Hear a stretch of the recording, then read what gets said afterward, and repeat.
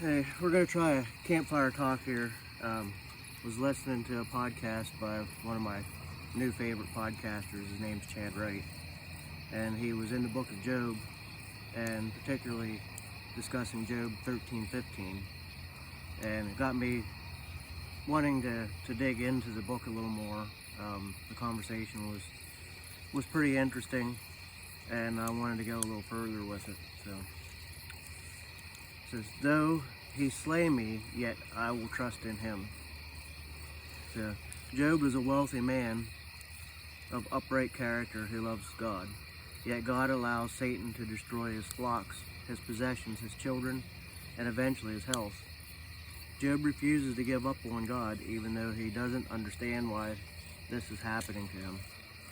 Job lived in Uz. He was blameless and upright, and he feared God, and he shunned evil. He had 7 sons and 3 daughters. He was blessed with wealth, owning 7,000 sheep, 3,000 camels, 500 yoke of oxen, 500 donkeys, and many servants. It was said he was the greatest man among all the people of the East. Job regularly would sacrifice burnt offerings to the Lord. His sons and daughters would hold feasts, and when the feasts had run their course, Job would say, "Perhaps my children have sinned," and curse God in their hearts, so he would make an atoning sacrifice. The angels came to present themselves to the Lord, and Satan came with them. The Lord said to Satan, "Where have you come from?" Satan answered, "From roaming the earth, going back and forth on it." God said, "Have you considered my servant Job? Does he fear God for nothing? Doesn't he have a hedge of protection around him? The work of his hands has been blessed." "Very well," said the Lord. "Everything he has is under your control, but do not lay a finger on the man." So Satan set out. Job's oxen were stolen by the Sabaeans, and his servants put to the sword.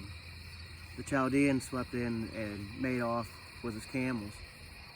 His sons and daughters were feasting and drinking wine when a fierce wind swept in, and the house of his oldest son collapsed, killing them all. Job tore his robes and fell to the ground and worshipped God.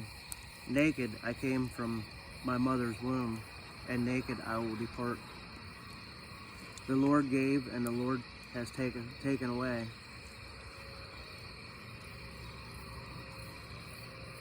May his name be praised."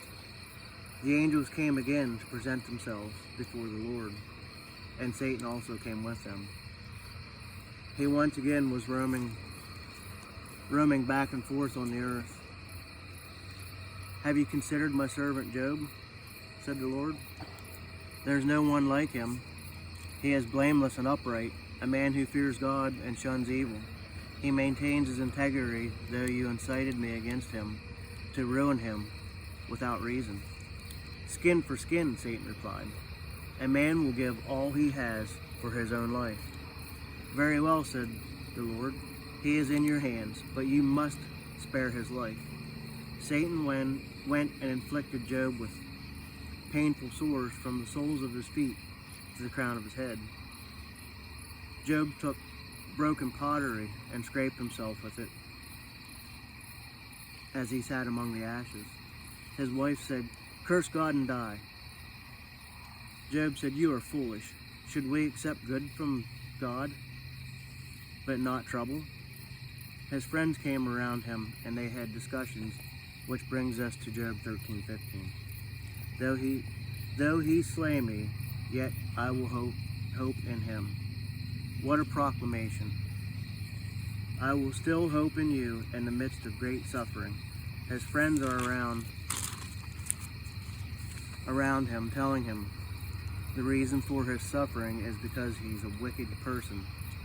His wife tells him to curse God and die, yet he proclaims, Yet you slay me, I will still hope in you." It's been a rough couple of years as most of you here know. And there are several others in this group that have experienced great loss and pain. So reading that verse really makes you ponder it. It's quite the question. How do you make that statement while going through a great season of difficulty? When you read the book of Job, it's clear that Job understood something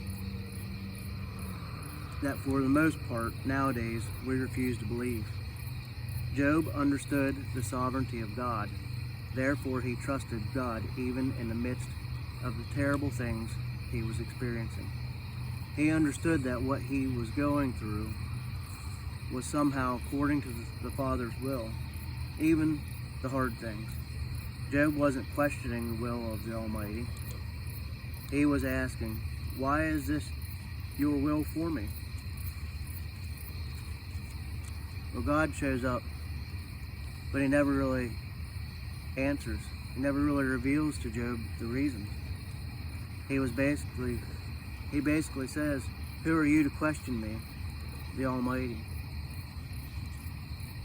Job essentially says, yeah, you're right. I'll be quiet now. So why do so many of us struggle to believe this? It's because we as humans think we are autonomous, meaning we can do things on our own, make decisions independent from the Almighty. We don't want to believe this because it knocks us down a peg to realize anything we do, essentially God allows us to do. We maybe don't know this or understand it anymore, the sovereignty of the uncreated being, because it isn't preached or taught. A lot of times we're taught if we just go to church, everything is going to be better, less stressful. We'll have longer lives. Everything will be so much better. If that's your perspective, just showing up will make it better. You're heading down a dead-end road. It's going to hit you hard when things get tough. You feel crushed or even on the verge of despair. I believe it's better to recognize we aren't autonomous beings, that there is only one sovereign God. It's the Almighty One. And whatever is happening in this life is indeed His will for us. There will be times that are uncomfortable. It certainly was for Job, but it enabled him to make his proclamation, though you slay me, I will hope in you.